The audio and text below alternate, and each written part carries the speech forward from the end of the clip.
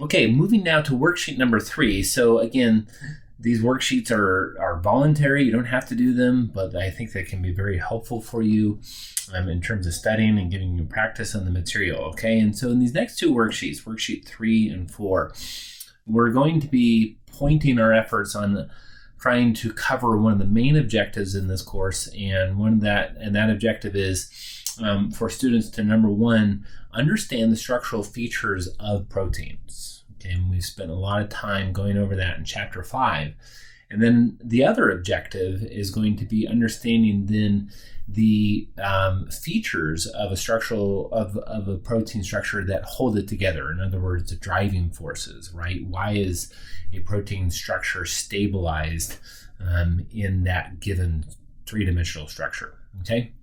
In worksheet number 3, we're actually going to be doing that by taking a very small primary structure, okay, what you see here, and we're going to try and map that onto an alpha helix, okay, and then we're going to ask ourselves, well, will this primary structure, given the fact that we mapped it onto an alpha helix, will it form an alpha helix, okay?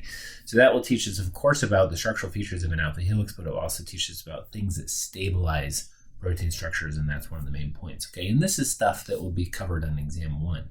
The second one will be going more global, and we'll start to think about the entire protein and what stabilizes an entire protein. And that will get more to this idea of folding, and that will be more on exam 2. Okay, so let's go ahead and do this here. Now, I think it's best for you to go ahead, and if you haven't done this on worksheet 3, go ahead and pause it, work your way through activity number 1, okay, read through it, and then answer these questions. Will this peptide, the one that you're looking at, adopt an alpha helical structure at a pH of 7? Why or why not? And if it does, is it amphipathic? And then finally, if it does adopt an alpha helix, circle the region of the Ramachandran plot in which all 9 amino acids, phi, and psi angles will be found. Okay, so go ahead and pause it right now if you haven't worked through those questions and you haven't read this, and try and do this. Okay, that's the point of this exercise, is that you would have some practice on this type of material. Okay. Right now, I trust that you've done that, and that you've paused it, and that you've worked through this. Okay, and so now the question is, okay, will this primary structure that you're looking at here adopt an alpha helix? And you see here that I have given 3-letter and single-letter codes for our amino acids. So we've got A is alanine, R is arginine, L is leucine, I is isoleucine, and E is glutamate. Okay, and those are our amino acids that are found in this primary structure. And then I've given pKRs where there is a needed pKr. So arginine and glutamate both have pKRs. Okay, glutamate's is 4.25, arginine is 12.48. Arginine is a positively charged side chain, typically at pH of 7. Glutamate is typically a negative charge side chain at a pH of 7. Okay, now the question is, okay, well, what would this primary structure look like if we were to map it onto an alpha helix? Okay, and one of the ways to address this, okay, is to draw what we call a helical wheel diagram. Okay, and the helical wheel diagram is something that I have shown in the Echo 360 recordings. Okay, and that is this depiction of an alpha helix, okay, as if we were looking through it like a telescope, and it depicts spheres that represent only the alpha carbons, and it removes everything else. Okay, so let's go ahead and do this. And what I'll do here is first of all, I'll draw spheres for these first 4 amino acids: alanine, arginine, leucine, and isoleucine. Okay, and these would represent, again, the alpha carbons of those particular amino acids. Okay, now I just drew 4 spheres, right? And it's really hard for me to depict this, okay, but understand that as I drew those, we're moving down the helix. So those spheres are actually moving into the screen, okay, or away from you as we do this. Remember, an alpha helix is going to have 3.6 residues per turn, okay? And so we have depicted almost a full turn here, okay, in these. Now, I can go ahead and just put A, right, R, and then L and I on this, okay? That represents, of course, what side chains would be sticking off of those. Remember, these are alpha carbons, so the side chains are going to be coming off of this, okay? Now, let me go ahead and draw in a different color, lime green, let's say, the next 3 amino acids, E, A, and L, okay? And the E is going to be essentially right here, okay? And then the A is going to be somewhere around here, and the A is going to be somewhere around here, okay? And again, every time I draw one of these, it's moving away from us, okay, into the screen. Okay, and then our final ones, we'll just use kind of a pink color here. We'll draw 2 more here, and we'll put one kind of right here, and it will be eclipsed by this, and that will be our I. And then the other one will be kind of eclipsed by this one, and it will be R. Let me try and redraw that one. That one didn't go so well. Okay, so it will look something like that, R. Okay. Now, let's go ahead and draw the lines connecting these. Okay, so I'll draw blue lines connecting these first 4 ones. Okay, and then I'll use green to connect these next ones. And you can start to get a sense of the 3 dimensions here. And then finally I'll use pink to draw these ones. Okay, and you can see how this is kind of just going into the screen. Okay, actually, I'm looking at that and I'm pretty happy with that. Okay, and so what I have done now is mapped that primary structure onto what would be considered an alpha helical structure. Okay, where we have 3.6 residues per turn, and we've got the positioning of the alpha carbons is correct, and I think that that's a pretty decent drawing. Now, some of you are like, yeah, that's a great drawing, and I did that. Mine is actually better than yours, but okay. But still, it leaves something, to be desired. And so let's do this, right? And I'm going to move this, try and get this all onto the screen. Oops. Just a second, be patient with me as I move this around here. Trying to work within my confines.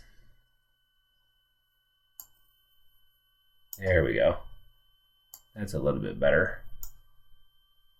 Move this up. Okay, there we go. Right, and so what you see here, and you're looking at this and you're saying, no, that is a much better drawing, okay? And it's used the same coloring scheme, but you can see those first 4 amino acids, and then you see the 3 in green, and then finally the 2 magenta, okay? And so let me just do this, and this was really nice about this program, is I can go like this, and you go, oh my goodness, there's the alpha helix. Now I see what you mean moving into the screen, okay? And you get a much better feel of the 3-dimensionality of this alpha helix. Again, these spheres represent alpha carbons. Okay, and so what we want to do here, and this is again, right, so if we look at this, 3.6 residues per turn, we've got 1, 2, 3, 3.5 is about right here. That's 1 full turn down the helix. This is the 4th one. Okay, there's 5.4 angstroms. That's our pitch and all sorts of things like that. Okay, but what we want to do now here is we want to ask the question, okay, well, given that primary structure, is it going to adopt an alpha helical structure? Okay, and what we want to think about is this, and that is that this amino acid and this amino acid side chain are going to interact with this amino acid side chain. Okay, don't worry about that angle that just popped up. That's just something that this program does. Okay. But in any case, you can see that these 2 that I highlighted, these 2 blue ones, are definitely going to interact with that green one, okay, by virtue of the fact that they're on the same side of the helix, okay, and they're not very far apart from one another, right? Now, you can also say the same thing about this blue one and this green one, right? So this one is going to interact with that one, right? These are only 5.5 angstroms from each other. That's that number that just popped up there, right? And we could go around, but, and show this, right? For instance, this, okay, is going to interact with the amino acids that are 3 or 4 apart from it, and so that's going to interact with that, okay? And it's going to interact with this one, okay? And so what we want to say, generally speaking, is that amino acids that are 3 to 4 away from each other in an alpha helix are going to be on the same side of the helix. And because they're on the same side of the helix, they're going to have this interaction with one another. Okay? And so we want to keep that certainly in mind as we move forward and ask a question, well, is this going to adopt an alpha helix? Okay, now, let me ask you this question. You can pause this and try and answer it yourself, right? What is the primary force that is stabilizing an alpha helix? Right? hopefully you paused it and you thought to yourself and you came up with the answer, well, hydrogen bonds. In fact, they are backbone hydrogen bonds.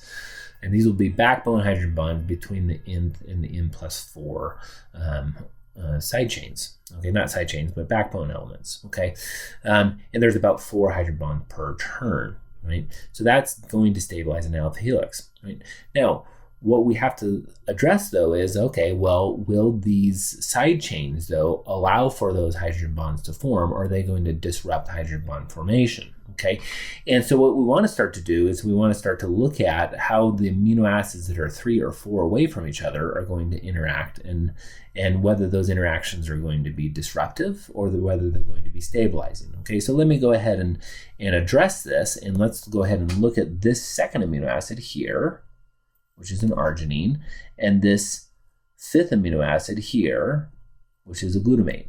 Okay, so this is number 2 and this is number 5. And I'm going to go ahead and put stars by them over here, right? Number 2 here and number 5 here.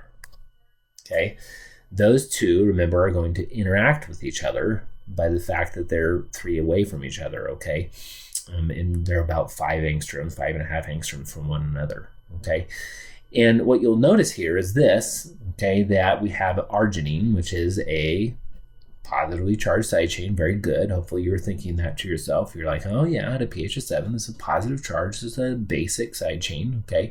I don't worry about PK1 and PK2 because those are involved in peptide bonds. So I don't need to think about that. I just need to think about the charge in the side chain, and it is indeed positive. And then I go to glutamate, and glutamate's an acidic side chain. Okay. It's got a pKr 4.25, which means that at a pH of 7 is predominantly deprotonated, which means that it would be negative. Okay, and so then we have a negative and a positive charge. Well, that's going to be an attractive force between them, and that will form an ionic bond, and that will be stabilizing. Okay, so, given that interaction, we can start to look at the other ones as you look at this. Like, for instance, you could look at I and L here. Those are all going to interact with each other. Well, those are all hydrophobic. They're not going to have repulsive effects, so those should be fine. Okay, and we can start to go around. Now, some of you might be looking at this and saying, yes, but there's this R and this R. Those are going to have positive charges there, and they should then repel each other. Well, that's a decent idea. That's a good observation. However, when we look at those, let's go to here and here. Those are the ones we're looking at. Those are 2 turns away from each other in the alpha helix. They're 9.5 angstroms away, which is a really long distance. And the repulsion effect of those 2 positive charges won't be felt over that distance. Okay, so those do not have an interaction with each other because they're too far away. Okay, so given this, coming back to here, it's reasonable to think that this primary structure at a pH of 7 will adopt an alpha helix. Okay, now the question is, okay, well, is this going to be amphipathic? Okay, that's our next question. And what does that mean? Well, amphipathic means domains of 2 different nature, a polar and a non-polar region. Okay, and if you were to do this, let me go ahead and draw a line here. Big fat black line. If I were to draw a big fat black line right there, you'll notice that there are going to be negative charge here, a positive here, a positive here. Okay, that's all polar, hydrophilic, okay? And then everything on the other side of that black line, alanine, isoleucine, and leucine, those are all non-polar. And so it's reasonable to think that this is indeed amphipathic, okay? In fact, I would say, yes, it is amphipathic, and that's how we would divide it, okay? Now, the final thing here is, okay, well, if it does adopt an alpha helix, right, where would the phi and psi angles of each amino acids appear on the Ramachandran plot? Well, fortunately, I have a Ramachandran plot right here, okay? And so let's go ahead and look at this. And the phi and psi angles of alpha helices on a Ramachandran plot are going to be right here, okay? Meaning that if you have an alpha helix, then to get that helical structure, each alpha carbon within that alpha helix has to have a particular phi and psi angle.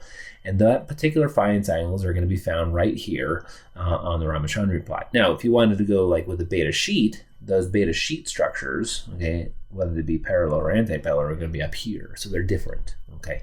And of course, that leads to very different secondary structures. And very different secondary structural features within our peptide backbone, okay? Okay, so hopefully this helps you understand, okay, what are the things that are going to be stabilizing an alpha helix and what is the structural features of an alpha helix, including its phi and psi angles, okay? All right, now go ahead and pause it again and look at activity number 2 and go ahead and answer those questions, okay? And then, of course, come back here, unpause it, and we can go through those. Okay, so I trust that you've paused it and that you looked through activity number 2 and you're ready to then address those questions. And the first question says this: what would you hypothesize happens to the TM of this peptide at a pH of 3.5? Why? Okay, so we're using the same peptide and we're going to just change the pH. And then what's that going to do to the TM? And you think to yourself, what is the TM, right? And this actually sheet describes what the TM is, but I'm going to go ahead and do it again, okay? Because I think it's worth it, okay? The TM is what we commonly call the melting temperature, okay? And so what you see over here is a graph, what we would call a melting curve or melting graph of a protein. And by melting, we simply mean that we're unfolding the protein. Okay, and so when you look at your y-axis, you've got percent of maximum signal, and you say, yes, that's so obvious what that is. That's the percent of the maximal signal. What in the world does that mean? Well, what that means is this, okay, that signal is representing unfolded protein. Okay, and so when you have maximum signal, you have 100% of the protein being unfolded, or what we might call melted, okay, denatured. And when you have no signal, then that indicates that the protein is fully folded, okay. And so what you see here then on our x-axis is temperatures, okay, and you see here at low temperatures, somewhere below 20 degrees Celsius, that 100% of the protein is folded or there is no real signal. Okay, now you get all the way up to here, about 80 degrees, and we've got 100% of the protein being unfolded, okay, or denatured, okay? And what we say here is that temperature, right, as temperature increases, protein structure is lost, okay? Because the average kinetic energy of each atom in the protein is getting higher and higher, and that's going to break bonds that hold the protein together, okay? Now, what's the TM? Well, the TM is this. The TM is the point in which you're at, and it's hard to see here if this is not the most carefully drawn graph, but the TM is the temperature in which 50%, okay, of the protein is going to be denatured, okay? So this would be 50%.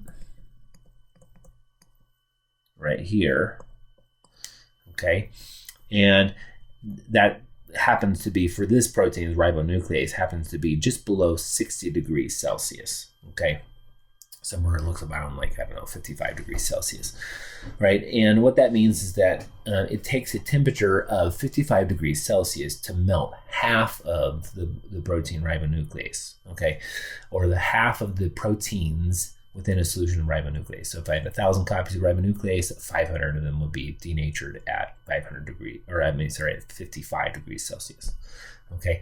Now, there are other proteins whose TM will be lower than that. Let's say 40 degrees. Okay, and those would indicate proteins that melt at lower temperatures, and TM then can become a measure of stability. Okay, so a protein that has a TM of 40 degrees would be 50% of it will be denatured at 40 degrees Celsius. Well, that indicates, compared to ribonuclease, a protein that's just not nearly stable. Okay, it starts its melting curve, and it starts to increase in its melting curve. If I were to draw it out, it would go something like this. Okay, it starts to increase the amount of protein unfolding at lower temperatures. Okay. So let me just summarize this. Large TMs mean stable proteins. Low TM means less stable proteins. So come back to our question here. What would you hypothesize happens to the TM of this peptide? Go back to here. Okay, this peptide that we've been looking at in our first activity when the pH is dropped to 3.5. Okay, and why would that be the case? Well, what happens when you get to pH of 3.5 is that you go below the pKr of glutamate. And that means that if you go below it, that will be, let me ask you this, predominantly protonated or deprotonated? Think to yourself, which one? Hopefully you said predominantly protonated. And that makes the glutamate side chain what charge? Negative, positive, or neutral? And hopefully you're sitting there thinking to yourself, neutral. Okay, well, if it becomes neutral, okay, so we come back here, we've got this glutamate here and this arginine here. They were forming an ionic bond at pH of 7. Now we've gone to pH of 3.5, we've lost that ionic bond. If we've lost an ionic bond, that means we've destabilized our protein and our TM will actually decrease. The protein will become less stable. Okay, so smaller TM. Okay, and its melting curve will look more like this one relative to this one. Okay. All right, so, and that's all because we changed pH and we protonated something and lost an ionic bond. Now, it says, let's go back to pH of 7. What would you hypothesize happens to the TM of this peptide if the second amino acid were mutated to an E? Why or why not? Or why? Okay, in other words, we're changing this R here. I should have used a blue arrow. Sorry. Changing that blue R. You say, man, that's getting really messy. Thanks a lot. Let's do this. Get rid of some of these arrows and stuff like that. There we go. I'm changing this R to an E. Okay, what's that going to do? And we're at a pH of 7 again. Now, E at a pH of 7 has what charge? Negative. It's predominantly deprotonated or protonated. Hopefully you're thinking deprotonated, okay? And that's right. It would be predominantly deprotonated, so we have two negative charges. Well, those two negative charges are not going to form an ionic bond. They're going to repel each other, which means that our TM is going to drop again, okay? Relative to the same peptide without the mutation at a pH of 7, okay? Okay, now, finally, the fun stuff. Why does your body raise its temperature as a defense mechanism? Well, this gets back to this curve here, okay? And this is kind of just fun stuff, okay? Fun connections with biochemistry, if you will. Let's get rid of some of this stuff here, okay? The reason that your body as a defense mechanism is going to raise temperature, right? You get a fever, okay, when you contract COVID or something like that is because the TMs of many proteins within the infecting agent, COVID-19 or something along those lines, okay, those things are going to have TMs that are at or close to our body temperature. So if you raise the body temperature, then those proteins within the virus or the bacterial infection that's causing us to be sick, okay, those proteins will start to unfold, and that will then slow down the life cycle of the virus or the infecting bacteria. And when that life cycle slows down, then it gives our immune system a greater chance to clear it, okay? And so that's why we get a fever. Now you think to yourself, well, what about the proteins in my body, right? I mean, my temperature of my body's going up. I have proteins. Aren't those going to unfold? And the answer is yes, they are. Unfortunately, they will. And that's why you feel kind of crappy, obviously, when you get a fever. Now, what's interesting is that in those cases, okay, many of those proteins will actually be refolded by your body. Okay, your body has the ability to sense that its temperature has gone up, and that will lead to genetic expression of a whole host of proteins that are called heat shock proteins, HSP, heat shock proteins. Okay, and these are proteins that we discovered as biochemists that are going to increase genetic expression when temperatures of cells go up. Okay, and the temperatures of surroundings in the cell will go up. And these proteins are called chaperones, and they will refold proteins. Okay, so you get a fever and you start to produce a whole bunch of heat shock proteins, and then those proteins will start to refold the proteins in your body, but they don't refold the proteins from the infecting virus or bacteria. Okay, which of course gives you an advantage over those things, and hopefully your body has the time to clear it. Okay. All right, so fun stuff, I think that's interesting. I wouldn't stress out too much about that last little point. It's kind of just a fun thing to make connections for you. Obviously, this is going to be the major thing that we want to think about as we move forward. Okay, all right, hopefully this is helpful. If you have, obviously, questions, let me know.